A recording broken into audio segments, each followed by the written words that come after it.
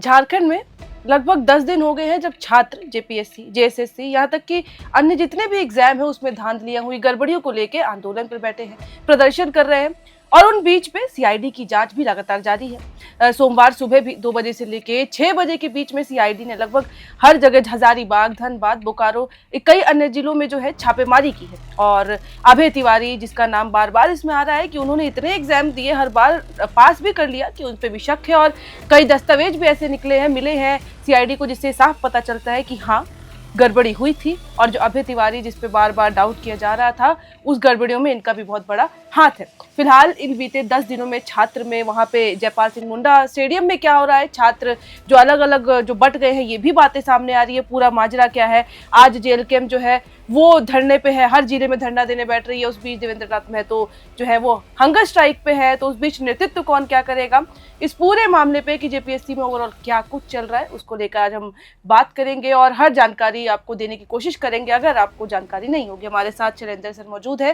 Shailendra sir, क्या चल रहा है अभी? जेपीएससी छात्र प्रदर्शन पे है और उस बीच ये सब कार्रवाई हो रही है, आगे कैसे बढ़ेगा ये पूरा मामला? सबसे बड़ी खबर कह लीजिए साक्षी, ये है जो आपने बताया, जो सोमवार को जो छापेमारी हुई थी 5 जिलों में, जिसमें रांची, धनबाद, बोकारो और पलामू, हजारीबाग, ये तमाम जिले थे। तो इसमें कई ऐसे अहम दस्तावेज मिले हैं जिससे सीआईडी को ये अंदाज़ा ही नहीं है, बल्कि उनके हाथ ये पुख्ता सबूत है। जो अब अभय तिवारी, जो पूरे मामले में मुख्य तौर पे शामिल रहा है, उसने कई परीक्षाएं, लगभग 1 से 1.5 दर्जन तक की परीक्षाएं उन्होंने पिछले 4-5 सालों में, 6 सालों में उन्होंने पास की हैं। और अंत में वो जेपीएससी की परीक्षा में पास होने के बाद उसकी नियुक्ति जो हुई थी वो प्रखंड में ब्लॉक सप्लाई ऑफिसर यानी बीएसओ के रूप में हुई थी। तो ये तमाम गड़बड़ियां उनको मिल रही है। इससे ये लग रहा है जो लगभग 1 दर्जन से ज़्यादा परीक्षाएं में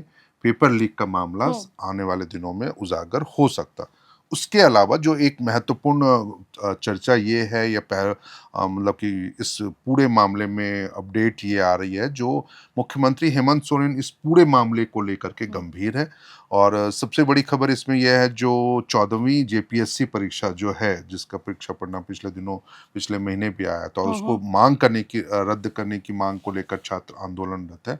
तो उस पर लगभग सरकार की सहमति बन गई। सरकार का ये कहना है जो वो परीक्षा रद्द हो सकती है। औपचारिक अधिसूचना या उसके बारे में जो है वो मुझे लगता है जो अगले 1-2 दिनों में सरकार के स्तर पर ये निर्णय हो जाएगा। दूसरी, जो सरकार ने एक हाई लेवल कमेटी बनाने की तैयारी में है, जिसमें जो उच्च शिक्षा मंत्री, पर्यटन मंत्री, नगर विकास मंत्री जो है सुदिव्य कुमार, वो रह सकते हैं। उनकी ही अध्यक्षता में ये पूरी कमेटी बनेगी और उसमें एक और दूसरे मंत्रियों को भी शामिल किया जा सकता है। साथ ही साथ जो तमाम राजनीतिक दल हैं, छात्र संगठन हैं, तो उन सभी के प्रतिनिधियों को शामिल किया जाएगा। और तमाम जो चीज़ें हैं, जो छात्रों की मांग है, जितनी भी बातें उनके साथ मतलब कि उनसे जाननी है, या जिन मांगों को लेकर ये प्रोटेस्ट चल रहा है पिछले 10 दिनों से, तो उन सब चीज़ों पे सहमति बनाते हुए लगभग 1 से 2 महीने या मैक्सिमम 3 महीने के अंदर सरकार ये निर्णय लेगी, जो झारखंड में परीक्षा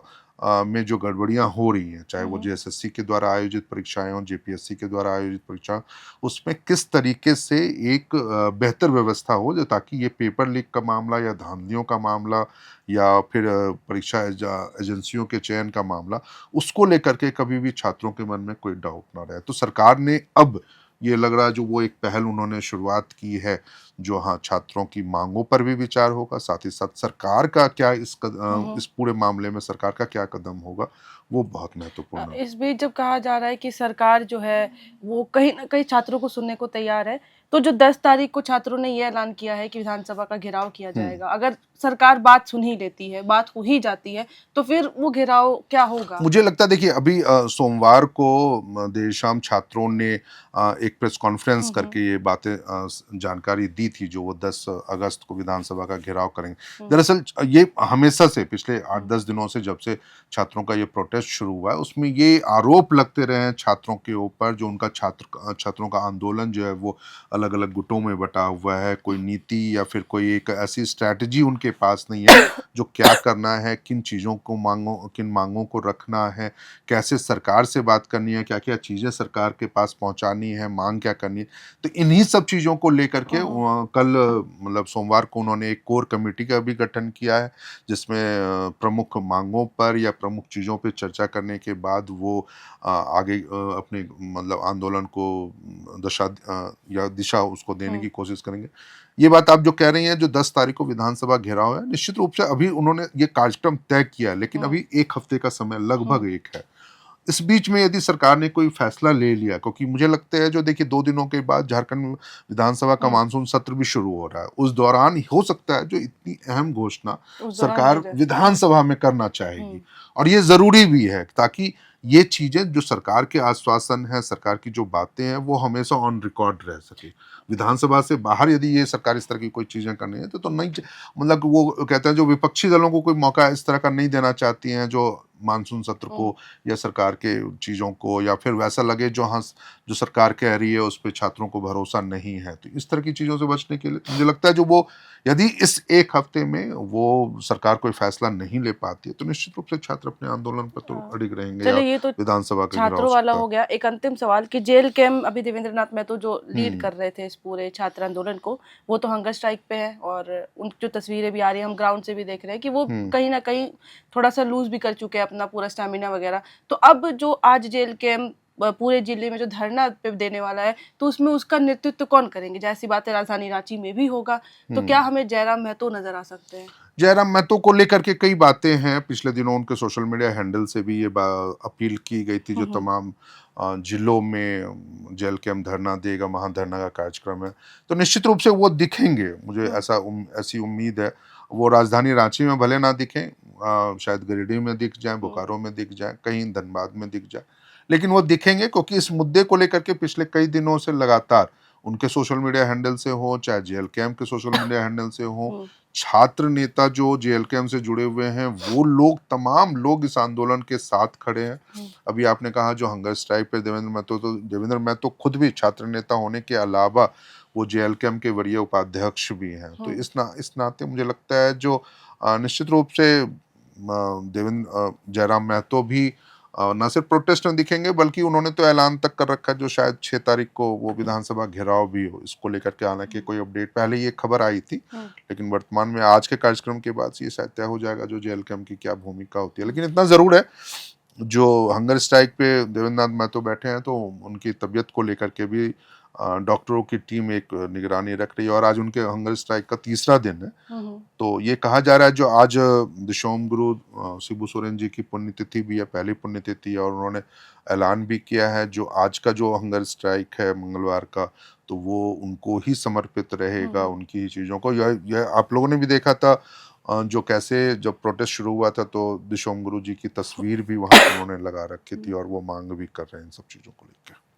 तो पूरा जेपीएससी फिलहाल सिर्फ झारखंड ही नहीं बल्कि पूरे देश में इसकी चर्चा हो रही है। जो पूरा आंदोलन किया जा रहा है छात्रों द्वारा, यहाँ तक कि जेल कैंप जो आज पूरा धरना देने वाला है 24 जिलों में, इस पे भी सबकी नजरें होंगी।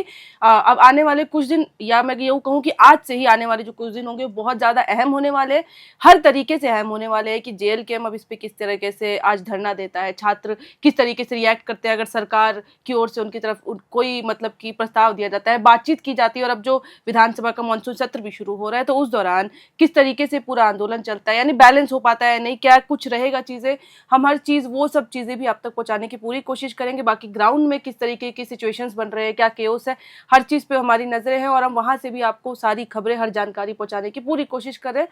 फिलहाल इस वीडियो में इतना ही, बाकी और कुछ होता है तो हम आपको टाइम के साथ अपनी ओर से हर जानकारी देने की पूरी कोशिश करेंगे। वीडियो में इतना ही। कैमरे के पीछे मौजूद है हमारे सहयोगी सुमन, और बाकी ऐसी ही और खबरों के लिए, जानकारी के लिए आप देखते रहे एयर नाउ।